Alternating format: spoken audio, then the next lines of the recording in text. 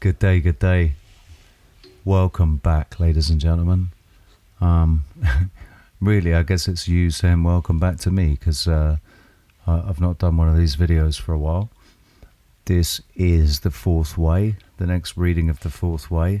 I do apologise that it's taken me so long to get back to doing this. So much going on at the moment, I think everybody knows.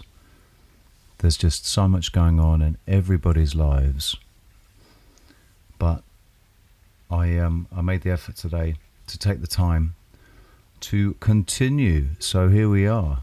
This is the introduction of the next segment.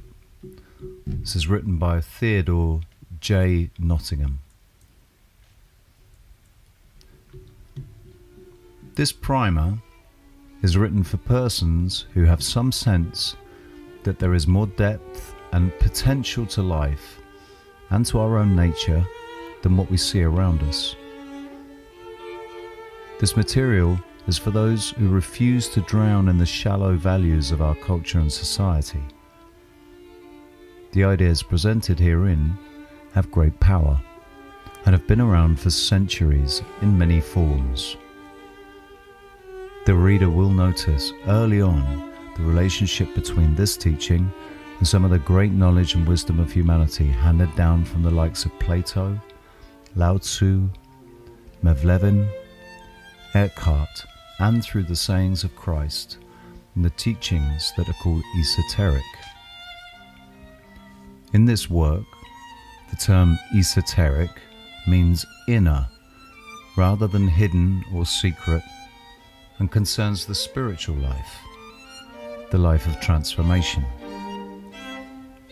Through long years of study and effort, I have received these ideas in the form of a teaching. Like all systems of thought and methodologies, it has a special vocabulary so that the practitioners can understand each other. I will be sharing words with you that have an immense density of meaning. This form of the teaching comes from the genius of George Gurdjieff, or Jorge Gurdjieff, who at the turn of the century, in his great search for meaning, was able to gather practical and transforming insights from various spiritual traditions and synthesize them for the contemporary rational mind and way of life that we are required to follow in our day.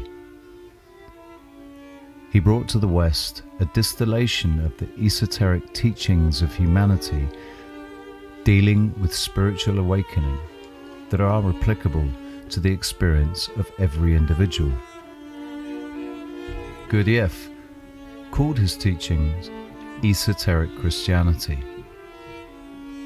He wanted to present a psychological methodology that could be applied in everyday life without going to an ashram, without leaving your family or your job.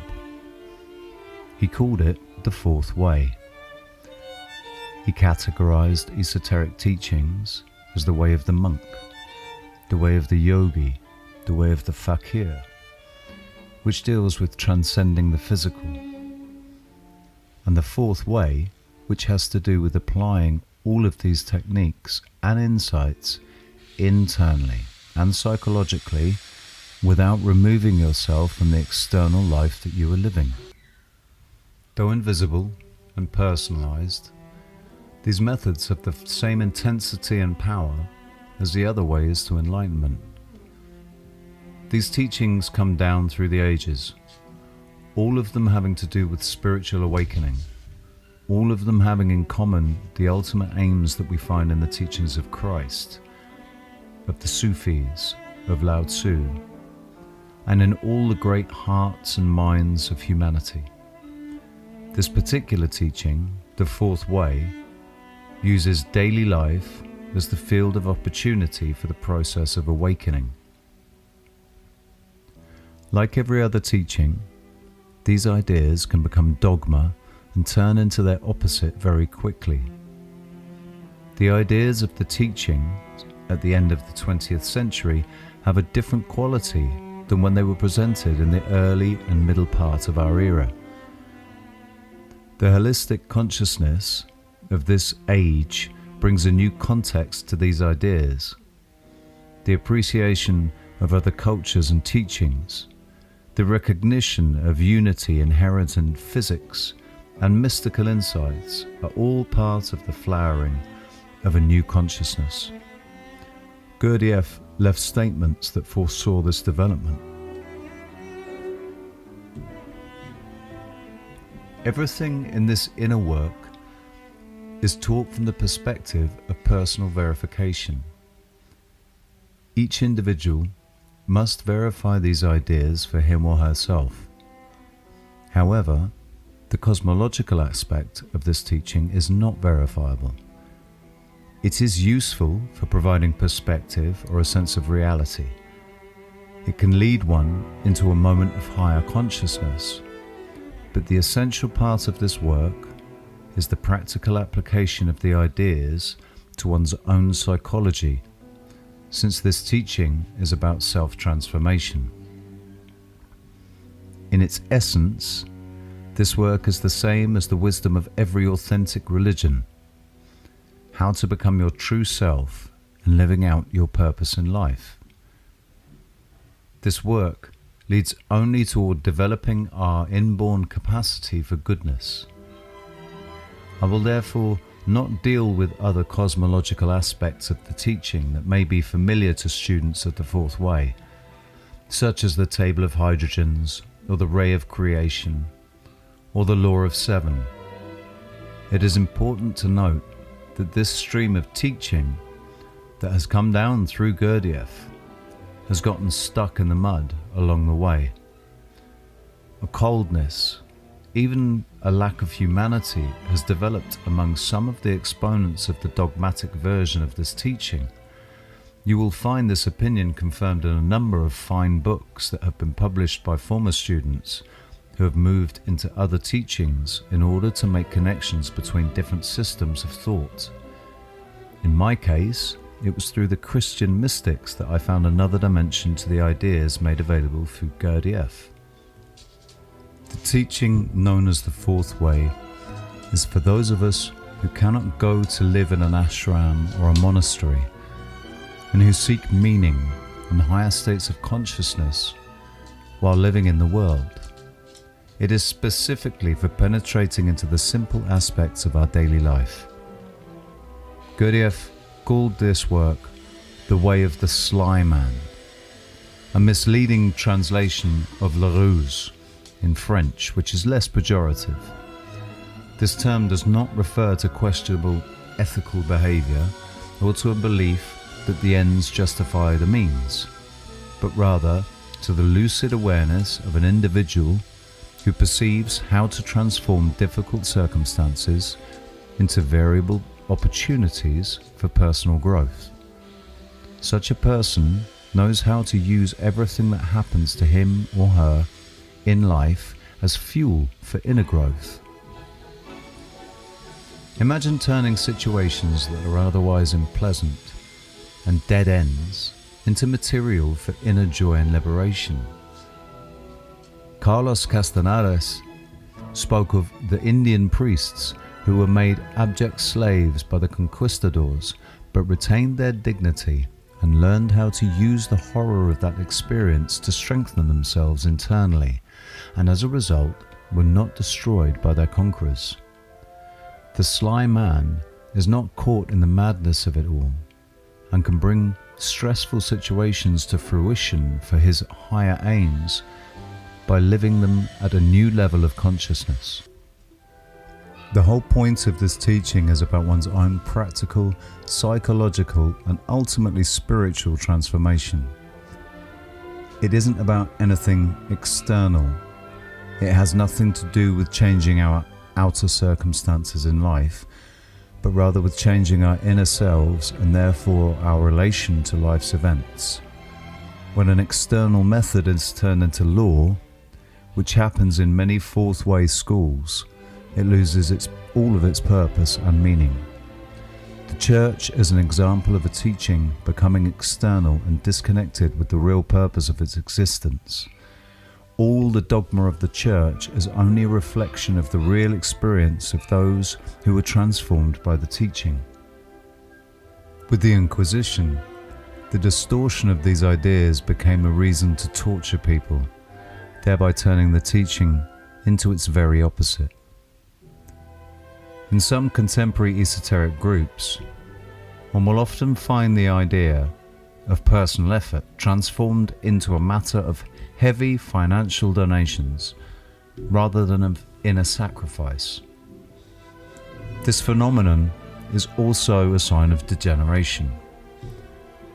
In my journey, I have found that the mystic's experience of the sacred was reflected in the teaching's more psychological and scientific way of describing human transformation.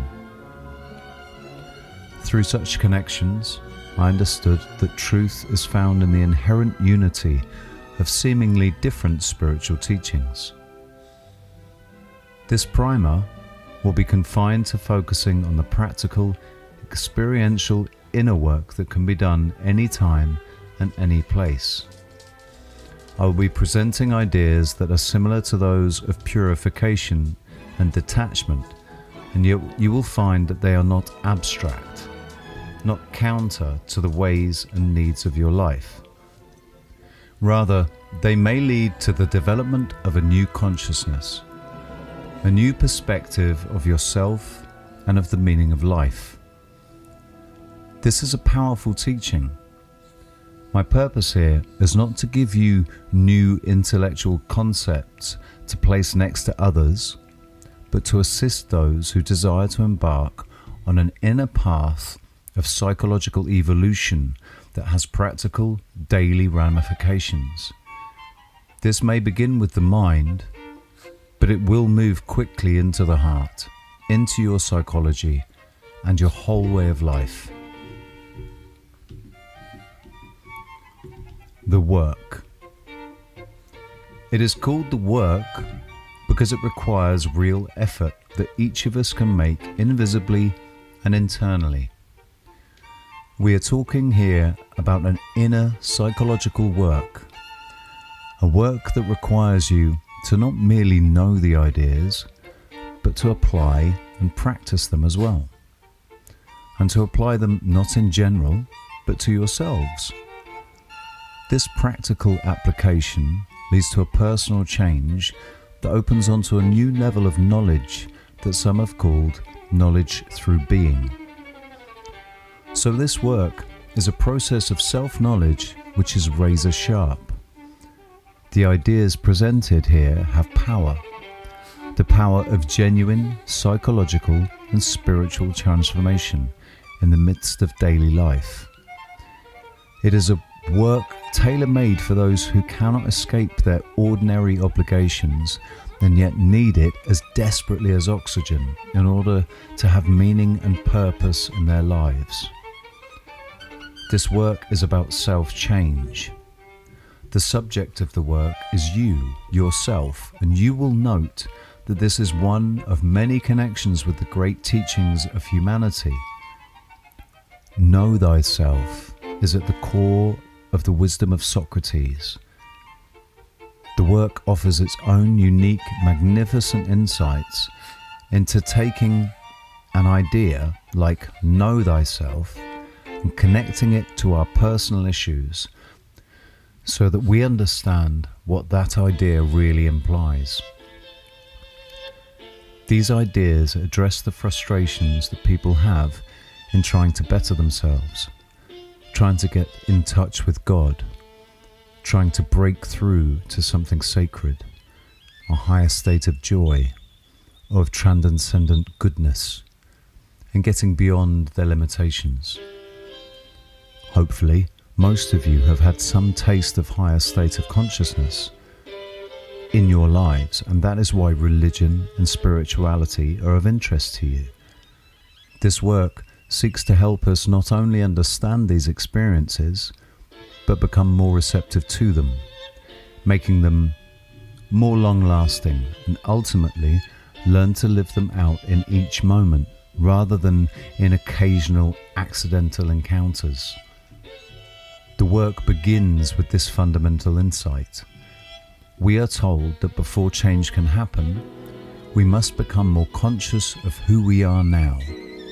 A good proportion of this work begins with tearing down the plaster of who we think we are in order to discover who we truly are.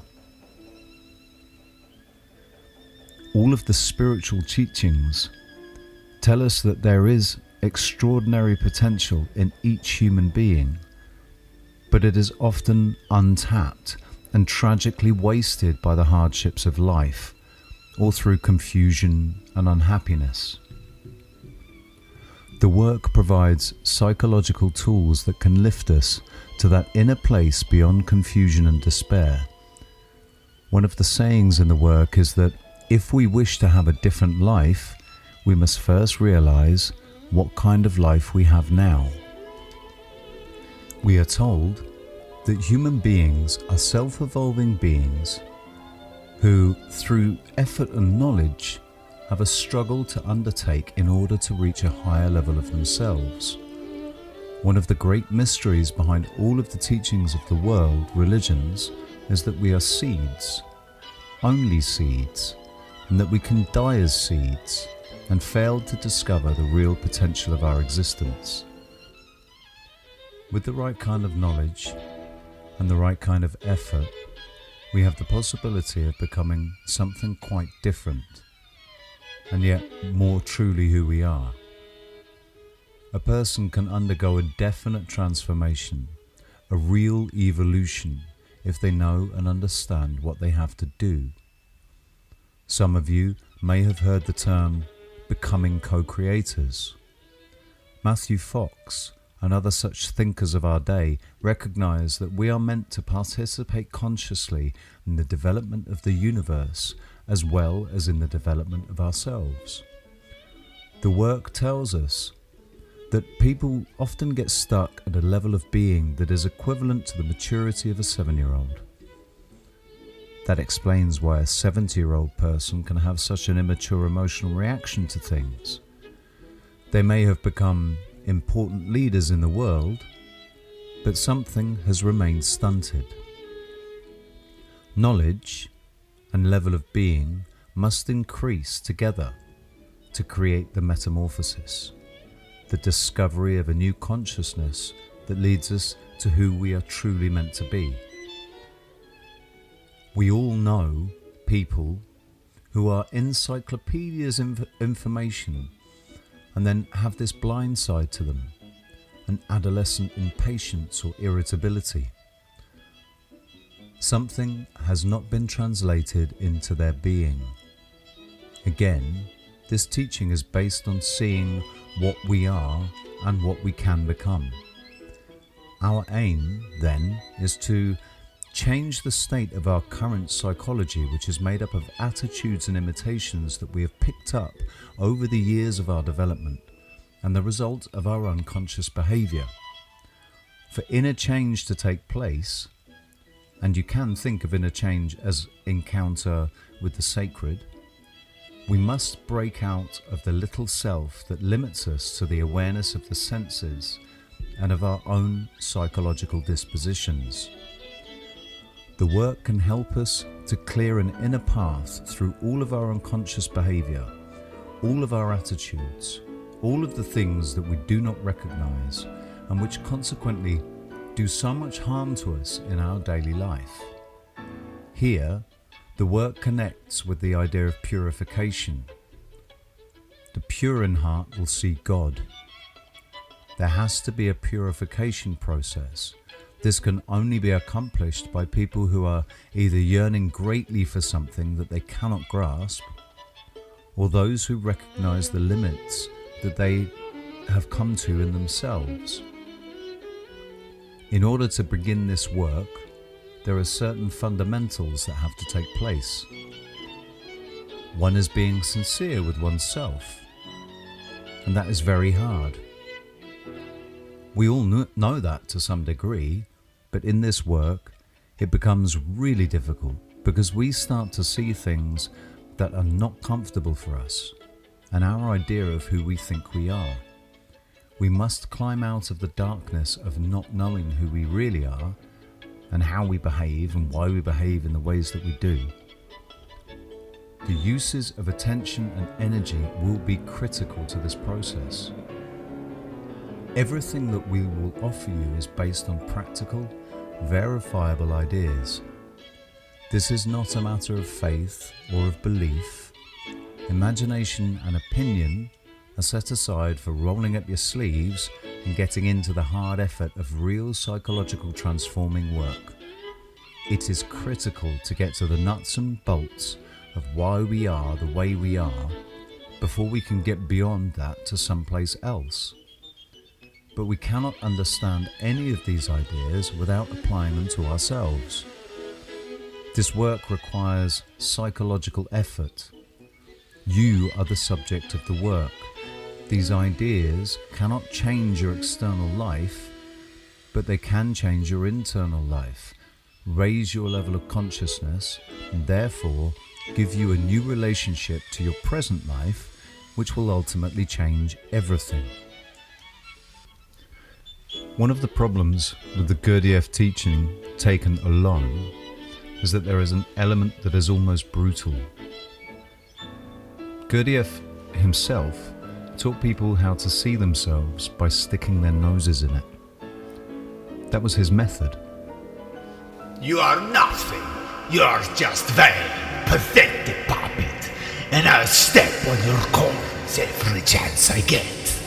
Whatever is left of you after that, I might learn something. If you leave whining, don't come back. That was Gurdjieff. He had a field day doing this, with all the arrogant intellectuals in Paris, London, and New York. But he was also an old man who had a pocket full of candy for the children. He was so much more than what anyone had witnessed before. A classic example. He was intentionally shouting at one of his key students. Yet, he taught about not being negative and identified. So while shouting at this man, wilting before him, a 12-year-old boy who worked at the school came to the door. In a split second, Gurdjieff turned and winked at him in the midst of his rage in order to let the boy know that he wasn't caught up in this rage at all. He then returned to shouting at his student for an intentional purpose. All of Gurdjieff's writings are extremely complicated and difficult. They are not meant to be taken at surface value. At the front of his 1,200-page book, Beelzebub's Tales to his grandson, he says that it must be read 3 times. Then there is P.D. Uspensky, who started out with Gurdjieff in Russia and moved east into Europe with him during the revolution. He was with him for 9 years, but had to make a decisive break with him. Yet it is thanks to Uspensky that we have the more understandable, clear expression of the teachings. We would not have received the legacy of Gurdjieff's life work just through his writings. Then there is Maurice Nicole, after Uspensky, who contributed an even more lucid expression of the teaching through his own genius. But the first generation of Gurdjieff's students, after his death, attempted to continue the same methods used by him. They did not have the subtleties that he brought to his method, such as his profound love and devotion hidden behind his raw character. His primary students were often hard and inhumane, with nothing behind that to balance their approach. In their books, Gurdjieff and Uspensky do state that one must find an esoteric school in order to learn this teaching. People with knowledge unlike anything that is available in mainstream culture are needed for the process of evolution. Special knowledge provides the opportunity of participating in the possibility of awakening, of authentic transformation, of joining in the true destiny of the human spirit.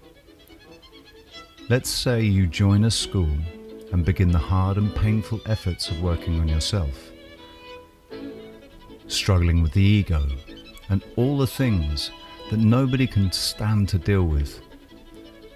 Some fourth way writings state that if you leave this school, you are back on your own and virtually doomed.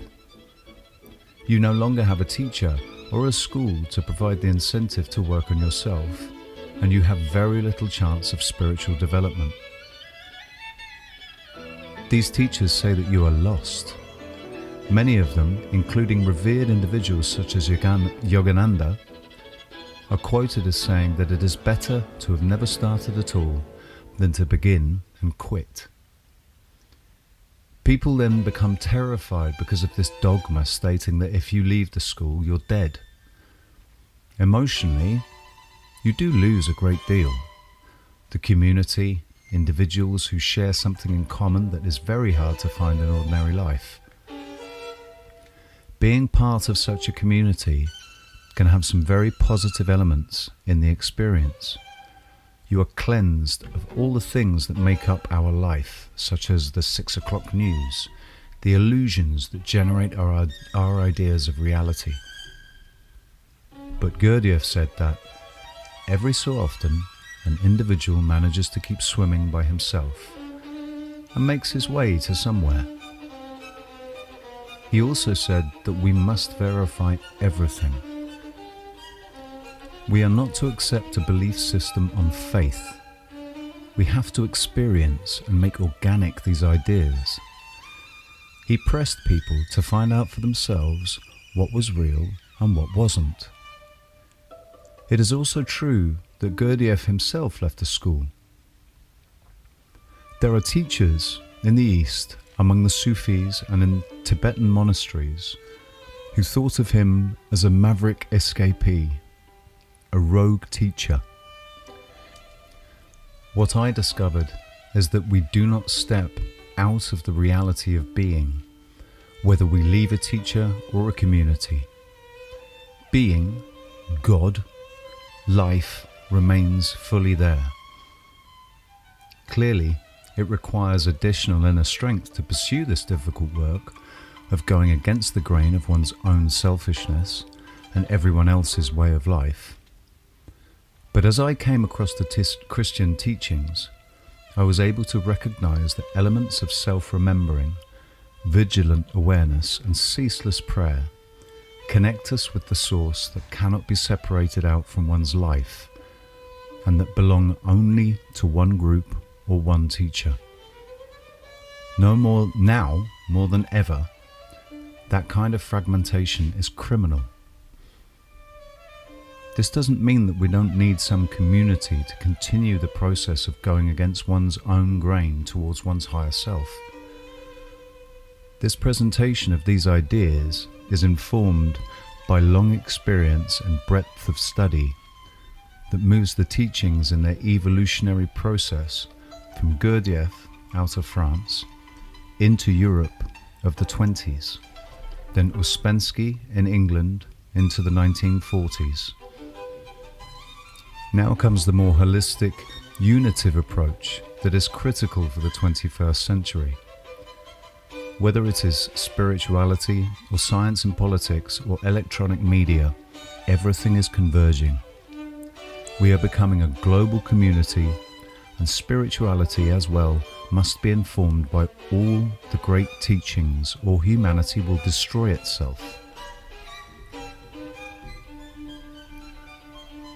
State of consciousness. This work begins by saying that we are not conscious. Right now, you are looking at these words and you are aware of yourself doing so. Yet this work states that you are not conscious. It says that everyone in the world lives in a state that is referred to as sleep. We are told that there are 4 levels of consciousness. the dream state experienced in bed, the state we are in now, which the work calls sleep, the third state of self-consciousness or consciousness of self, which is what we try to reach through these efforts. Gurdjieff called it le rappel de soi, or self-remembering. Then there is a level beyond that, objective consciousness, which very few know, but which we can recognize in the great teachers that have come through this world. So how can we be asleep when we are here aware of ourselves? The work teaches us that we are a stimulus response mechanism. Something happens in the external world and we respond to it.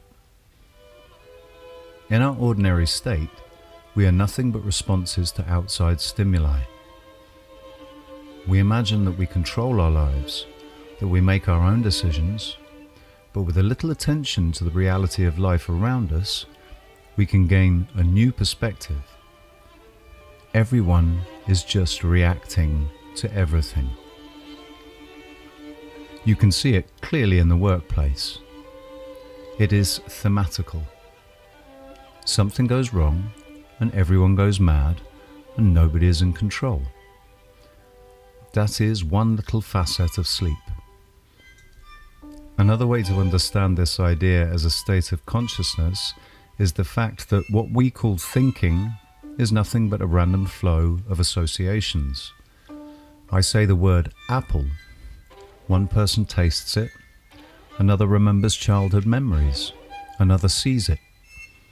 One visual after another sends us along a certain path of thinking.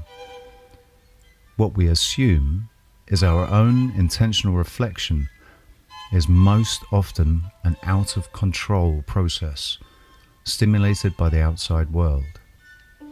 Another facet of sleep is seen in our ingrained attitudes.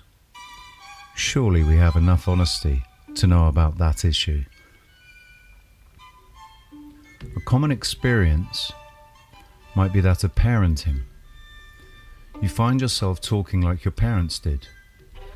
You start pulling on that string and you find that most of your ways of being angry are the exact copy of your father or mother, right down to the way your jaw tightens. And you begin to see that so much of who you are is pure imitation, going way back into the unconscious days of childhood, and yet having total control of you, even when you have completely rejected the source that you are imitating. The irony is that we begin to discover these realities. People close to us know a whole lot more about us than we do. They could have told us years ago, "You're just like your dad," but we can't handle that because we need our individuality, our sense of self and independence, and we are not prepared to see that the emperor has on no clothes. Another example of this condition of sleep. A man wakes in the morning. He feels fine. The day is nice. He gets out of bed, goes into the bathroom, and drops his toothbrush. This makes him mad. As he combs his hair, his comb breaks. This makes him mad again, and he associates into thoughts like, "You can't depend on products these days."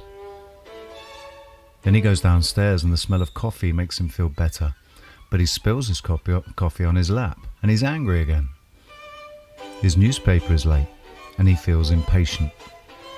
When it finally appears, he reads it and responds. This is how we respond to the stimulus of life upon us. Life is constant stimulus.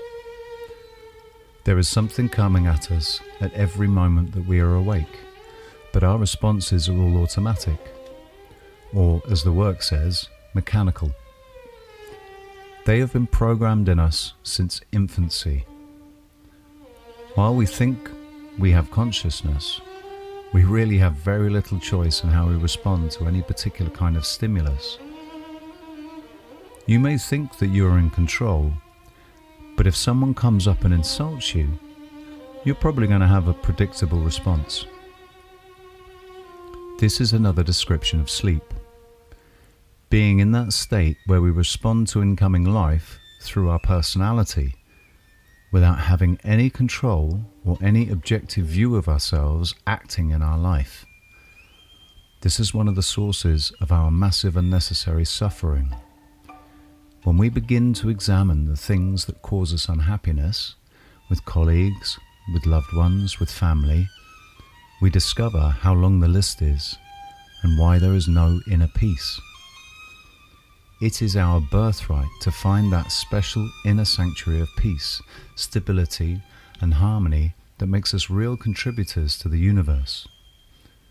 This is the evolution that we are meant to reach. Imagine if every day of your life was spent in peace and contentment. People who have achieved this way of living often exhibit such a state of self-transcendent goodness that they can even face their mortality without despair, without fear, without bitterness. It is possible to reach a place in this life where the beauty and poetry and goodness of it all, which is spirituality and love, is at the center of our experience. Other teachings try to help us along that path, such as meditation and mindfulness. They may have tremendous value, but most of them don't really teach us how to focus on those details about ourselves that keep throwing us back into the turmoil. We all know people who have certain strong characteristics, quickness of temper for instance, and we accept that. We assume that it's okay. But such persons are like a gerbil in a cage, never getting off the treadmill. Such people are unlikely to contribute to the beauty of the universe. From the perspective of spirituality, these persons are dead before physical death. They have missed the opportunity of their true potential. That is the whole point of the ideas presented here, to evolve into our true selves, our higher selves, our real selves. It is an ongoing process. We don't get to the end. No matter how long we live, we must work at it every day. That is why it is known as the work. The work says that we are not just asleep, but that we are also machines. A machine can be clicked on and off. The human ego doesn't like that idea at all. Most people are not interested in finding out how truly unimportant and insubstantial their egos are, how made up they are, how trivial and selfish. Finding one's true nature requires a leveling of the ground of all of this distortion. That is the radical teaching of spirituality. Seek not the honor of men does not merely refer to awards, but points to what is truly valuable beyond humanity's ordinary set of priorities. These are utterly revolutionary ideas. No one lives by them except in the underground of spiritually aware individuals. Why so few? Because each of us has plenty of pride, self-satisfaction, and imagination about ourselves that we do not want to let go of in order to let something else come through. The work tells us that we live according to an imaginary picture of ourselves, built by literature, movies, parents, and siblings.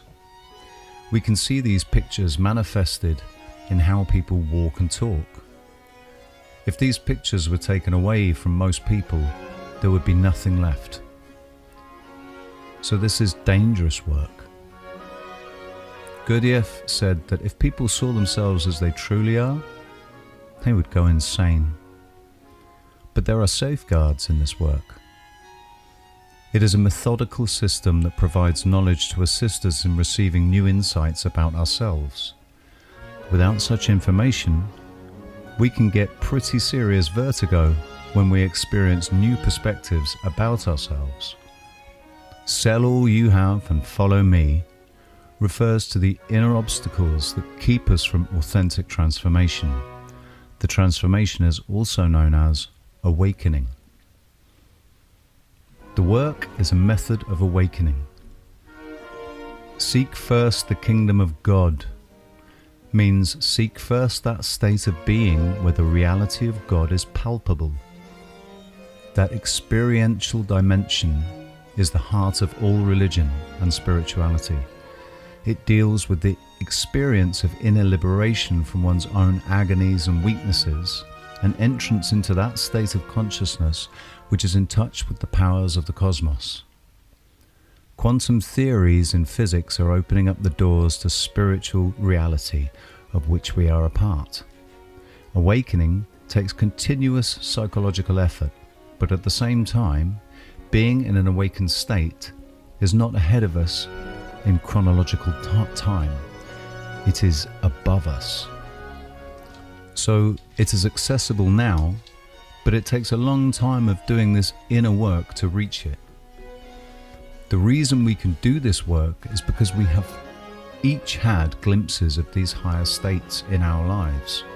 The trouble is that we may not have valued or recognized them for what they were because of our state of sleep.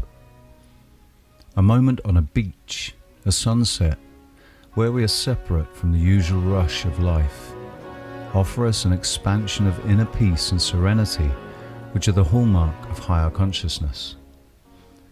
We see this in the great teachers of humanity, in their tranquility and acceptance. They accept all the unfortunate circumstances that come our way, including death, and live in that wisdom of acceptance and harmony which leads to self-evolution. Human beings are an experiment in the universe. Can these little fragments, born out of supernovas and stardust, evolve into a higher quality of consciousness that can connect with the grand designs of the universe? People who have experienced these awakening moments offer us the following insights. What you took as yourself begins to look like a little prison house far away in the valley beneath you. That was Maurice Nicole.